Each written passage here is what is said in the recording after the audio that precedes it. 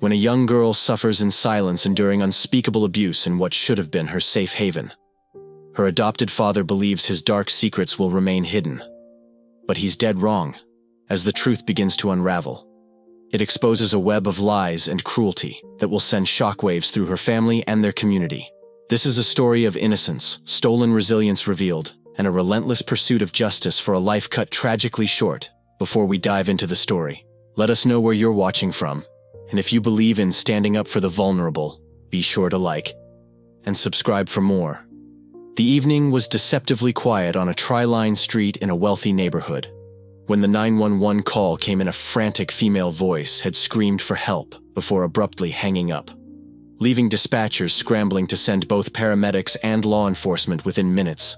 The wail of sirens shattered the calm as a police cruiser and ambulance pulled up to the address, a state apartment building that bide the horrors within. Detectives on the scene, led by Detective Damon Tate and his partner Detective Gabriella Bowman, were greeted by chaos as they entered the spacious penthouse apartment.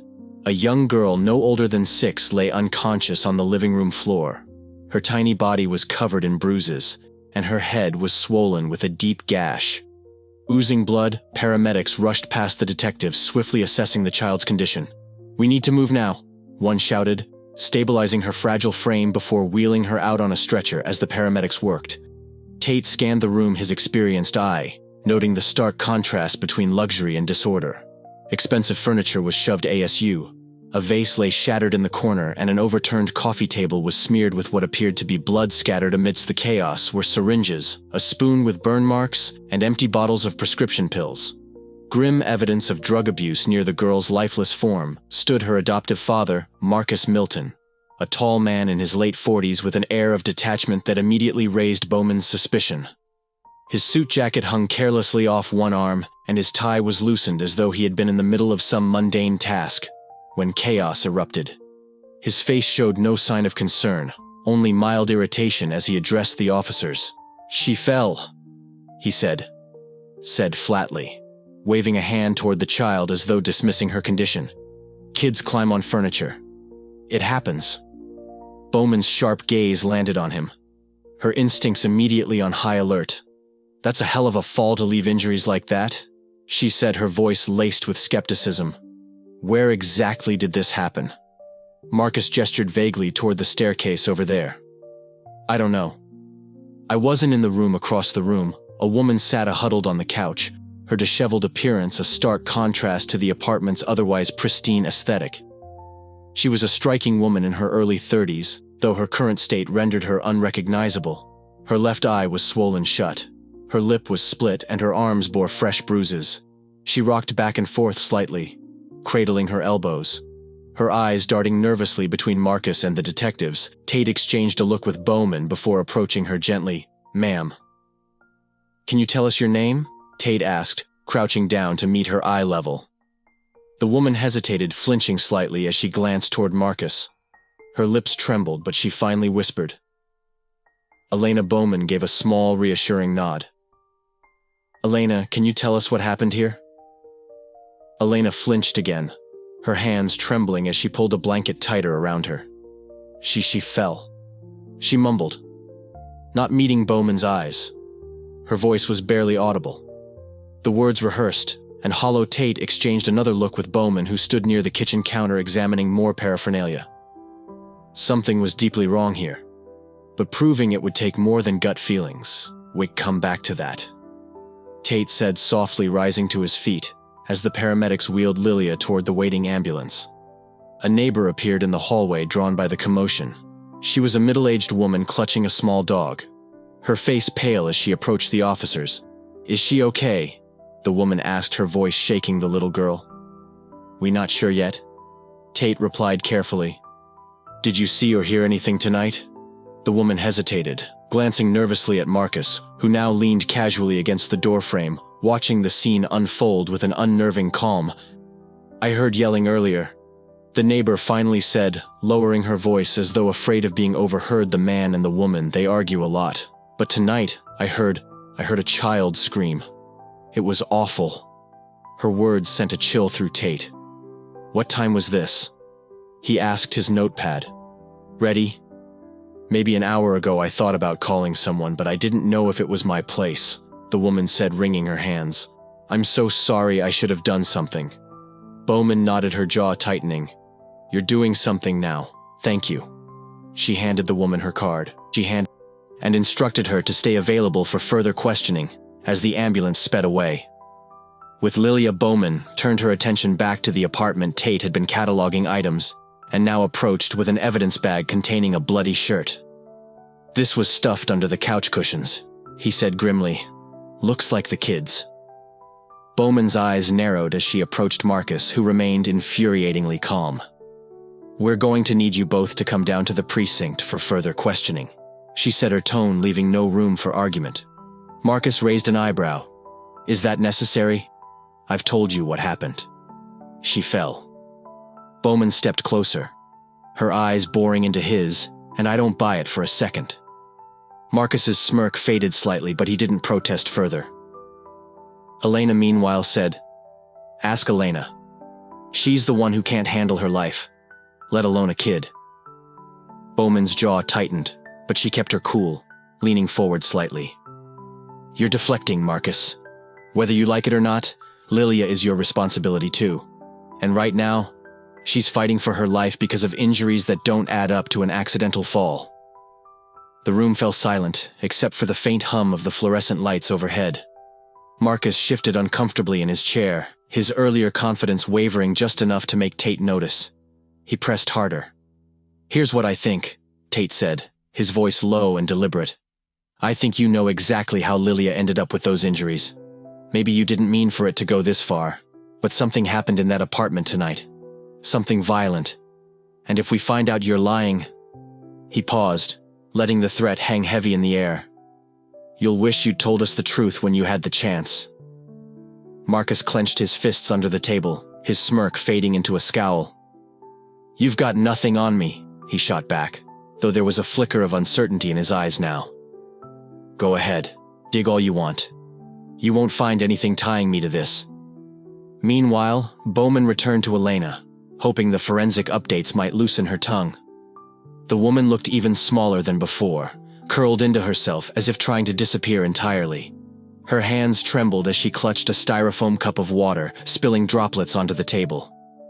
Elena, Bowman began gently, sliding a photo across the table.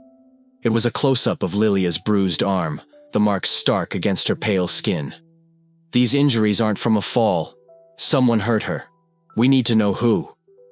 Elena flinched at the sight of the photo, tears welling up in her eyes. She opened her mouth to speak, but quickly closed it again, shaking her head. I didn't do it, she whispered, her voice barely audible. I wouldn't. We believe you, Bowman said softly, though her tone carried a note of urgency. But someone did this, Elena. If it wasn't you, then who? Was it Marcus? Elena froze, her gaze snapping up to meet Bowman's. For a moment, it seemed like she might finally break. But then her shoulders slumped, and she looked away. I don't know, she murmured, almost inaudibly. I don't know. Bowman exchanged a glance with Tate, who had rejoined her after finishing with Marcus. Both detectives could feel the frustration mounting. They were circling the truth, but neither suspect was willing to crack completely. Hours later, as dawn broke over the city, the team regrouped in their makeshift command center. Forensic reports still hadn't provided concrete evidence linking either Marcus or Elena directly to Lilia's injuries. But one thing was clear. The environment in that apartment was toxic, and Lilia had paid the price. What do you think? Bowman asked Tate quietly, rubbing her temples. Is Marcus lying about the fall? Or is there something even darker going on here? Tate exhaled sharply, staring at the photos pinned to the board. I think Marcus knows more than he's letting on. That smug attitude of his? It's a mask. He's hiding something big. And Elena? Bowman prompted. She's terrified, Tate replied grimly. Whether it's of Marcus or of what might happen if she speaks, I'm not sure. But she's protecting someone, or something. Bowman nodded slowly, her mind racing. We need leverage, something to push them over the edge. Just then, Another call came in from the hospital. Lilia had regained consciousness briefly during the night and managed to say one word before slipping back into unconsciousness. "Daddy." The detectives locked eyes, realization dawning. Whatever secrets Marcus Milton was guarding, they were about to come crashing down, and this time, they weren't letting him walk away without answers. Ask, explain. Elena began to visibly tremble, her eyes darting nervously toward Marcus before dropping to the floor. Bowman approached her with measured steps, gently placing a hand on her shoulder. "Elena," she said softly, "we just need to ask you a few questions. You'll be safe here." The word safe seemed to jolt Elena out of her haze for the first time. Her wide, fearful eyes flicked up to Bowman, brimming with unspoken terror. But before she could utter a word, Marcus stepped in front of her, his voice cold and commanding. "We answer your questions at the station," he declared. "She's not in a state to talk right now." Tate stared him down, his instincts screaming that there was far more to this man than met the eye. "We'll see about that," he replied curtly, motioning for Bowman to escort Elena outside. As the police vehicles pulled away from the apartment building, Tate replayed the scene in his mind. The disarray, the drugs scattered across the room, the terrified woman, and the lifeless child. All signs pointed to something far darker than an accidental fall. And then there was Marcus Milton, whose icy indifference sent chills down Tate's spine. Just as he was about to radio for an update on Lilia's condition, his phone buzzed. It was the hospital. Bracing himself, he answered. The voice on the other end was grim. "Detective Bowman, we've stabilized her for now, but the injuries are severe. You need to know, they're consistent with blunt force trauma." Bowman's grip tightened on her phone. She didn't respond immediately, instead staring out the window as the city lights blurred past. Finally, she spoke, her voice low and resolute. "We're going to get to the bottom of this." As she hung up, the car fell into a heavy silence. Both detectives knew the investigation was only beginning, but the picture was already growing darker. What did they really know about Marcus Milton? Was he lying about the fall, or were there even darker secrets lurking beneath the surface? At the precinct, Detectives Tate and Bowman prepared for what promised to be a grueling set of interrogations. Seated in separate interview rooms were Marcus Milton and Elena Hale, each presenting starkly different demeanors. The detectives decided to start with Elena, suspecting she might be the more vulnerable of the two. When they entered the room, Elena sat hunched over, her arms crossed protectively, her eyes darting nervously toward the door. Detective Bowman approached gently, her tone calm but firm. "Elena," she began, leaning slightly forward to establish a connection. "We need your help to understand what happened tonight. Can you walk us through it?" Elena glanced at the table, avoiding eye contact. "I told you already," she mumbled. "Lilia fell down the stairs." Detective Tate exchanged a glance with Bowman. "Elena," he said, lowering his voice slightly, "you care about Lilia, right?" She nodded quickly, her lips trembling. "Then help us," Bowman urged. "Tell us what happened. We're not here to judge. We're here to figure out the truth." Elena's hands trembled as she toyed with the edge of her sleeve. "I don't know what you want me to say," she whispered. Bowman softened her tone further. "Look, we get it. You're scared. But the only way we can help Lilia is if you tell us the truth." Elena's lip quivered, but she shook her head, retreating further into silence. Frustrated but unwilling to push too hard, the detectives decided to pivot to Marcus. In the adjacent room, Marcus Milton sat with an air of indifference, his arms resting casually on the table. Detective Tate took the lead, while Bowman observed from the corner. "Marcus," Tate began, his tone clipped. "You said Lilia fell down the stairs. Can you explain how that happened?" Marcus shrugged. "I don't know what else there is to say. She was running around like she always does, lost her footing, and took a tumble. Kids fall. It happens." Tate leaned forward, his expression unyielding. "She didn't fall, Marcus. The injuries don't match that explanation. The doctors are saying she's fighting for her life. If there's more to the story, now's the time to tell us." Marcus scoffed, leaning back in his chair. "You think I hurt her? That's ridiculous. I love that kid. This is all just a horrible accident. Bowman finally spoke, her tone sharp. If that's true, then why did the apartment look like a war zone? Drug paraphernalia everywhere, broken furniture. That doesn't scream safe home to me. Marcus's jaw tightened. Elena is the one who can't keep herself together.